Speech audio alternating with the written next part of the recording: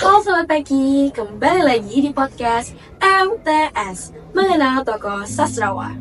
Nah, kali ini kita kedatangan tamu spesial. Siapa ya? Halo semuanya, perkenalkan nama aku Hana Safira Anggreni. Kali ini berarti Kak Hana bakal menemani kita sepanjang video untuk mengenal lebih dalam tentang tokoh sastrawan di Indonesia. Sebelumnya aku punya slogan podcast.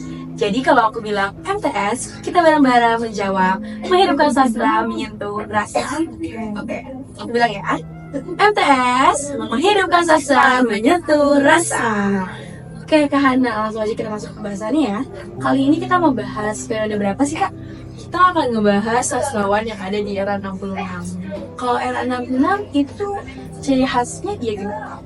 Ciri khasnya itu sastrawan di sana itu jago banget memberikan kritik dan juga saran. Biasanya sih dalam bentuk satir ya. Dan kadang itu diarahkannya kepada pemerintah. Karena saat itu tuh kondisi pemerintahan dan politik Indonesia tuh belum stabil. Jadi mungkin harus ada banyak pendapat yang diungkapkan. Mungkin nanti bahas ini membantu nih bagaimana caranya suara rakyat terdengar oleh pemerintah. Wah, kalau boleh tahu ada tokoh-tokoh apa aja sih yang menarik di tahun 1960-an?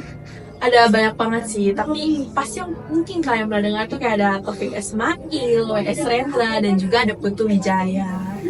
Kalau yang menurut aku sih paling menarik kayak Pak W.S. Rendra itu kita bahas lebih dalam. Boleh nggak sih kalian lebih jelasin latar belakang dari Pak W.S. Rendra hingga menjadi seniman yang terkenal di Indonesia? Oke, mungkin kayak setelah singkat dulu kali ya. Jadi Pak W.S. Rendra itu punya julukan, namanya itu si Burung Merak. Kenapa sih beliau dikasih julukan tersebut? Karena beliau tuh selain seorang penyair, beliau itu juga seorang dramawan atau orang yang bermain drama gitu. Wah. Dan saking memukau dan mempesona penampilan beliau, sehingga beliau itu dijuluki dengan si Burung Merak.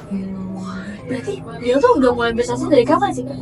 Udah dari lama banget sih, mungkin juga dari keluarganya gitu. Tapi sebelum itu kita kayak tahu dulu nih lahirnya beliau kapan.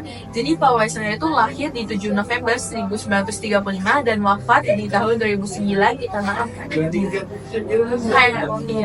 Kayak aku bilang tadi, kalau misalnya beliau bersastra mungkin karena keluarganya, itu karena bapaknya pun berkecimpung di dunia sastra gitu. Jadi Pak W.S. Rendra memiliki bapak yang bernama Raden Ciprianus Sugeng Brotatmojo yang bisa kita panggil mungkin Pak Broto. Nah, Pak Broto ini merupakan seorang guru bahasa Indonesia dan juga Jawa di suatu sekolah.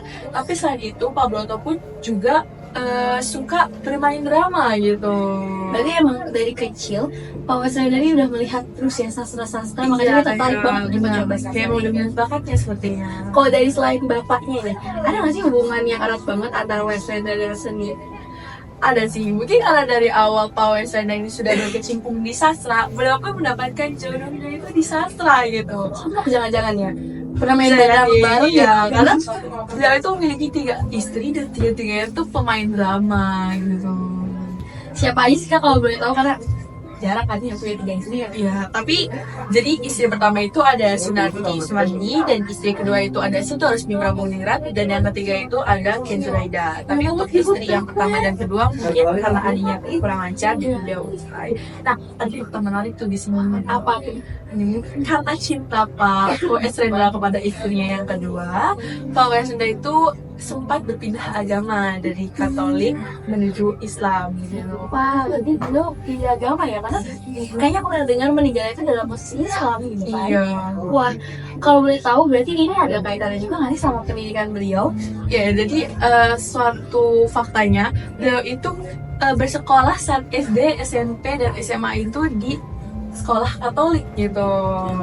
Karena namanya emang Katolik kan gitu. Nah, setelah melanjutkan dari SMA, beliau itu kuliah di Universitas Gajah Mada gitu. Gajah Mada, keren banget, top 1 berarti. Iya, semangat yang pas kuliah di Gajah Mada ya gitu.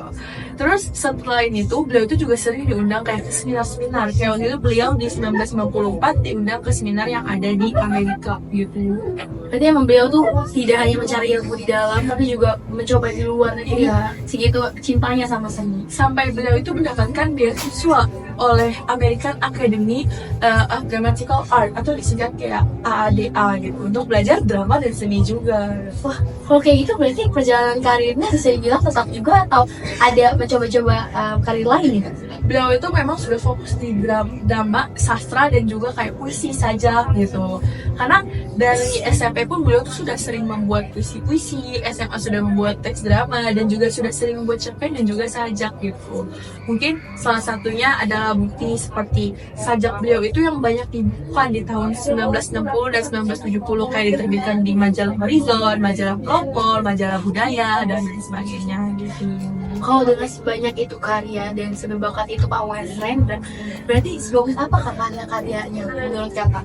Karyanya sih bagus-bagus banget ya, tapi yang dibukukan itu tuh lebih sering tentang sajak dan juga puisi. Padahal Pak Wesrendra itu juga pernah ngebuat teks drama loh waktu SMA. Nah, teks drama itu namanya Kaki Palsu, dan itu tuh kayak didramakan di tahun 1952. Dan di 1954 beliau itu mendapatkan penghargaan tuh, salah satu penghargaan mungkin yang awal beliau dapatkan karena teks drama yang udah beliau buat gitu. Emang Pak Wesrendra ini walau belum resmi menjadi seniman saat itu, tapi ketika dia menulis langsung jadi karya yang bagus. Iya gitu. Selain teks drama pun beliau juga sering membuat cerpen-cerpen gitu yang akhirnya digabungkan menjadi suatu buku. Mungkin ada yang terkenal itu namanya Ia Sudah Bertualang gitu.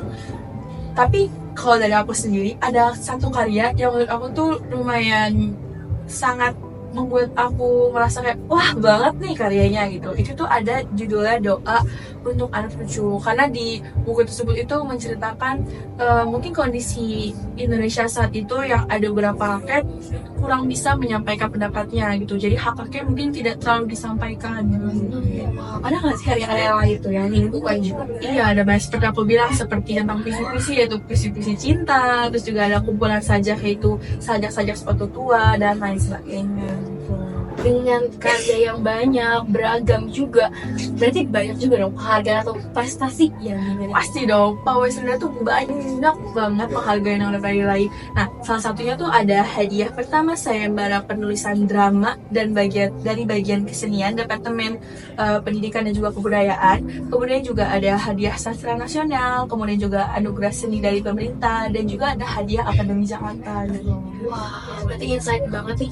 Benar-benar informasi yang sangat menarik buat kita pelajari bahwa Pak Wesrendra itu sangat berjasa bagi sastrawan Indonesia. Terima kasih banget ya Kak Hana sudah menjelaskan secara pelan-pelan nih apa aja sih latar belakang yang dimiliki oleh Pak Wesrendra. Teman-teman juga di rumah dapat mempelajari dan juga meneladani sikap dari Pak Wesrendra. Oke, sekian dari pembahasan kita kali ini. Semoga bermanfaat. Sampai bertemu di episode selanjutnya.